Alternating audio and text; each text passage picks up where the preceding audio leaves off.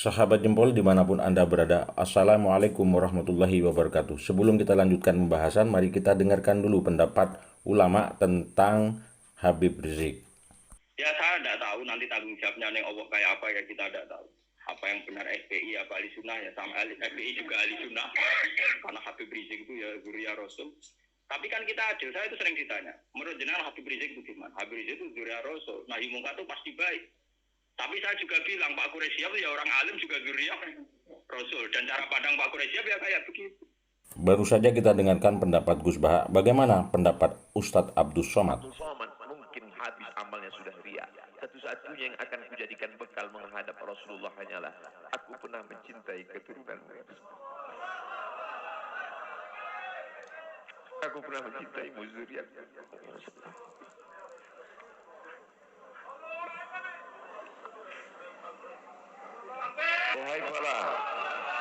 Wahai para pelaku pembuat dosa, wahai para pezina, wahai para peminum khamar yang belum bertaubat.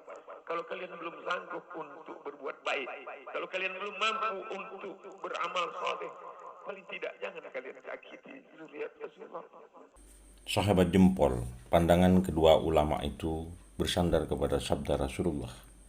Aku tinggalkan dua perkara yang sangat berharga kepada kalian. Yang pertama adalah kitab Allah, yang kedua adalah ahlul baitku, riwayat Imam Muslim.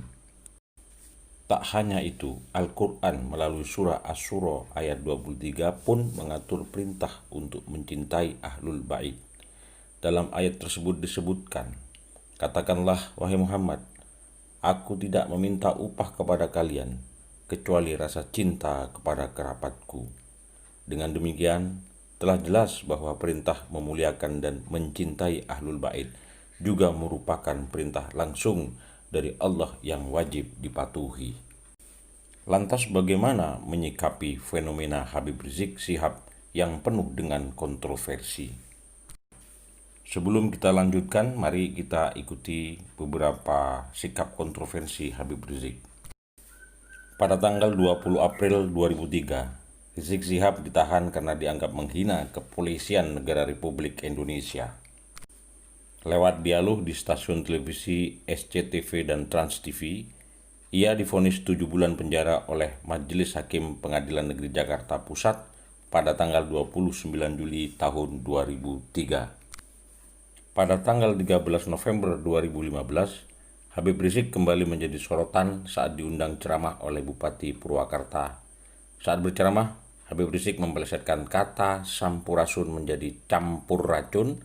Dalam bahasa Sunda, sampurasun bisa diartikan sebagai salam hormat dan doa.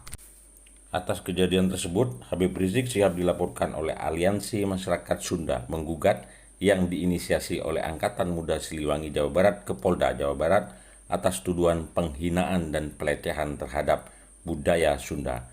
Mari kita dengarkan rekaman dari siaran televisi swasta berikut ini. Pelesetan sampurasun menjadi campur racun oleh Habib Rizik Syihab yang menghebohkan ini telah tersebar luas di dunia maya. Pelesetan ini terjadi dalam sebuah tablik akbar Rizik di Purwakarta, Jawa Barat. Pada tanggal 27 Oktober 2016, Ketua Partai Nasional Indonesia Marhaenisme yang juga putri dari Presiden Soekarno, Sukmawati Soekarno Putri, melaporkan Habib Rizik ke Bareskrim Polri karena dianggap telah menghina Pancasila dan Soekarno. Atas pernyataan Pancasila Soekarno, ketuhanan ada di pantat, sedangkan Pancasila Piagam Jakarta, ketuhanan ada di kepala. Mari kita dengarkan rekaman berikut. Jadi supaya Anda tahu, sampai di sini kelas. Nah berarti saya mau tanya, kalau gitu Pancasila Soekarno dengan Pancasila Piagam Jakarta sama atau beda? Sama atau beda? Sudah beda. Pancasila Soekarno, ketuhanan ada di pantat. Pancasila Piagam Jakarta, ketuhanan ada di kepala, saudara. Beda? Pada tanggal 26 Desember tahun 2016, Habib Rizik diperkarakan oleh Perhimpunan Mahasiswa Katolik Republik Indonesia (PMKRI) atas tuduhan penistaan agama karena telah berkata, "Kalau Tuhan beranak, bidannya siapa?" Mari kita dengarkan rekaman berikut ini. Tuhan juga. Allah tidak beranak dan tidak diperanakan. Kalau Tuhan beranak, bidannya siapa?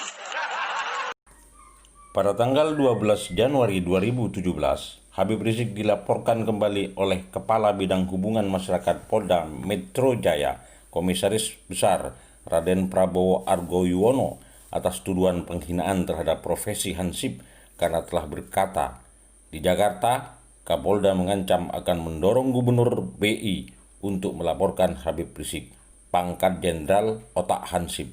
Dan sejak kapan Jenderal bela Palu Arit? Jangan-jangan ini jenderal nggak lulus Litsus. Mari kita dengarkan rekaman berikut ini. Saya mau tanya, Palu Arit itu lambang siapa? Palu Arit lambang siapa? Sekarang saya tanya, kalau duit bangsa Indonesia adalah lambang PKI, saudara menghina tidak? Nakal bukan? Nakal bukan? Takbir! Gara-gara saya bongkar ini, saudara, tahu-tahu di Jakarta Kapolda ngancam. Saya akan dorong Gubernur Bank Indonesia untuk melaporkan Habib Rizik. Pangkat Jenderal Otak Hansip.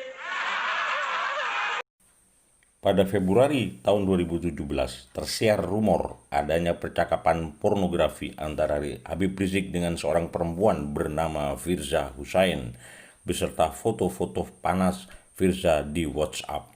Pada tanggal 29 Mei tahun 2017, Habib Rizik ditetapkan sebagai tersangka dalam kasus ini. Mari kita dengarkan rekaman percakapan Firza Hussein yang tersebar di media sosial. Saya bilang Habib sudah keterlaluan batas ya. Saya bilang udah kelewatan. Saya cukup sabar ya. Jangan coba-coba mainin saya. Dia janji mau nikah, dia janji ada semua kak. Saya kirim ke dia. Saya berbuat seperti ini karena perbuatan Habib sendiri. Nah Habib merasa diteror, diancam, tertekan karena perbuatan Habib sendiri. Oh Firza berarti bohong. Firza tidak hapus chat. Oh tidak, saya hapus sih. Saya tidak mau sakit sendiri. Begitu. Sejak mencuatnya kasus itu, Habib Rizik pergi ke Arab Saudi.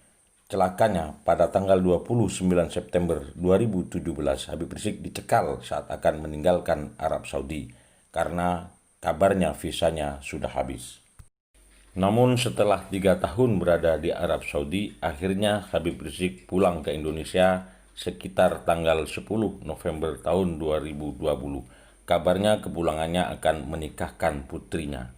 Perayaan pernikahan itu pun yang menyebabkan Habib Rizik akhirnya harus menjalani penyidikan di Polda Metro Jaya. Habib Rizik ditahan atas tuduhan melanggar Undang-Undang Karantina Kesehatan. Sahabat jempol yang saya cintai, Habib Rizik juga pernah berkonflik dengan Gus Dur. Beliau menggunakan kalimat yang kurang pantas didengarkan. Mari kita putar ulang percakapan Habib Rizik di acara talkshow televisi swasta. Atribut. Ya, Gus Dur kan tidak melihat. Dari mana dia bisa berkeyakinan? Kok orang nggak ngelihat berkeyakinan? Gus Dur itu buta mata juga buta hati. Sahabat jempol yang tercinta, itulah fenomena dilematis yang harus dihadapi oleh umat Islam. Sudah barang tentu umat Islam seharusnya arif menyikapinya, mampu membedakan dengan jelas antara penegakan hukum dan kecintaan kepada dzurriyyah Rasul. Namun sebagaimana pesan baginda Rasulullah Muhammad SAW bahwa manakala umat Islam menghadapi masalah, hendaknya kembali kepada kitab Allah dan sunnah Rasul. Tentu saja Rasulullah adalah suri teladan bagi kita semua. Suatu saat Rasulullah SAW berkhutbah, sabda beliau, sesungguhnya yang merusak atau membinasakan orang-orang sebelum kalian adalah bahwa mereka dulu, apabila orang mulia di antara mereka yang mencuri, maka mereka membiarkannya. Tetapi kalau orang lemah di antara mereka yang mencuri, maka mereka menegakkan hukum atas orang tersebut. Demi Allah, seandainya Fatimah binti Muhammad mencuri, niscaya aku akan memotong tangannya. Demikian sabda Rasulullah. Karenanya dapat dipahami bagaimana mencintai dzurriyyah Rasul tanpa menghindari penegakan hukum. Habib Rizik juga merupakan ujian besar bagi bangsa Indonesia. Kesalahan yang dilakukannya taklah sebesar para koruptor yang banyak berkeliaran dan menikmati fasilitas dengan cara melanggar hukum. Sudah banyak yang terjerat hukum, tapi juga masih banyak yang pandai bersembunyi dengan memainkan kecerdikannya. Semoga ini semua dapat menjadi pelajaran bagi kita semua. Allahumma sholli ala Muhammad wa ala ali Sayyidina Muhammad. Sahabat jempol, tetap optimis dan jangan lupa bahagia. Wassalamualaikum warahmatullahi wabarakatuh.